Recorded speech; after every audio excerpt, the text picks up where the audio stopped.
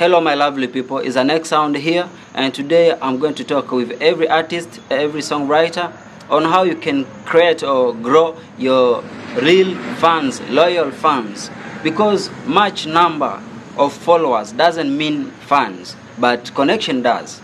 That's why nimekuja na hii video so that you can understand, so that I can help you understand how you can build real and loyal fans. Sawa? Venye unaweza jenga ama kutengeneza fan base power sana. Point number 1 ni kujua your audience. Elewa fans wako wako aje. Wenye wanakusikiliza ni watu wa aina gani. Understand your real audience.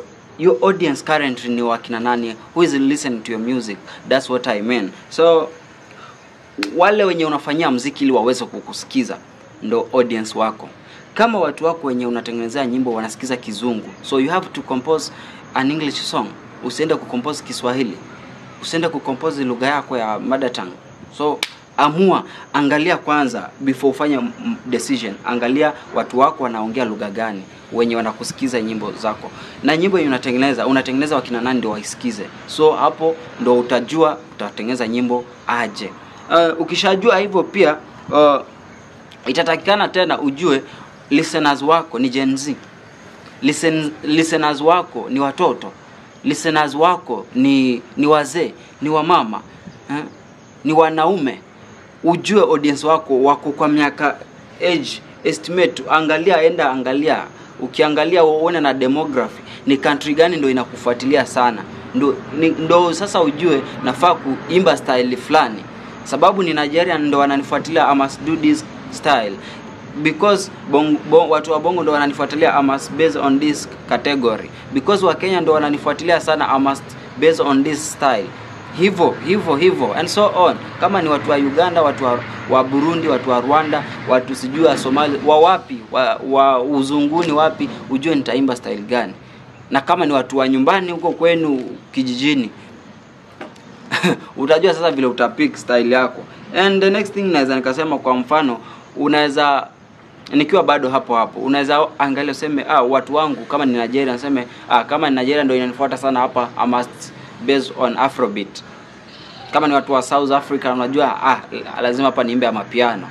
Unaona? Uelewe kitu kama hicho itakusaidia sana kujua niimbe style gani ama nitoe my next song ikuwe ni gani, depend on your audience. Vile umeangalia, umechambua ukaona audience wako ni akina nani. So tailor your content to that group.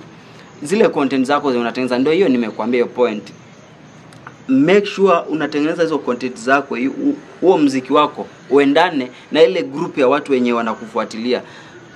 Uwalishe chenye wanataka. Uwezi pea mtu kitu hataki ata consumer, hawezi chukua kitu kama hicho. So be consistent online. Hiyo kitu nilisema last time, but post something every day on Facebook, TikTok, Instagram. At least make sure uko consistent kwa social media zako. Hiyo pia itakusaidia sana. Na kitu kingine naweza nikasema, stay visible. Usijifiche sijui okay, mtaani unaweza jificha usionekane sana, but online hakikisha uko consistent. Hiyo itakusaidia sana. People forget faster, especially nowadays, especially Kenyans. Wa Kenya usahau sana. Sijui ni nini, shida ni gani, sielewi what's wrong.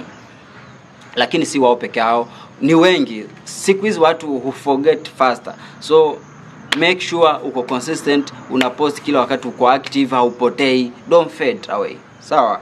And the next thing naweza nikasema, keep same name, usibadilishe jina. Hii pia niliwaambia last time. Style and energy across all platforms. Make sure vile una appear on YouTube, ndivyo una appear on Facebook, ndivyo una appear on TikTok. Na hiyo sasa itakujaje. Kile kitu umepost kwa TikTok, enda ukipost kwa Facebook page yako, enda ukipost kwa Instagram page yako, enda post kwa X yako. Yani hizo account zote all over platforms zako ukuna posti the same thing. Usichange, sijui leo umeposti hii hapa, huko aweki. Weka kila kitu ikuwe the same. Sawa?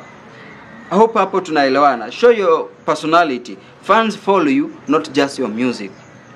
Hapo tunaelewana.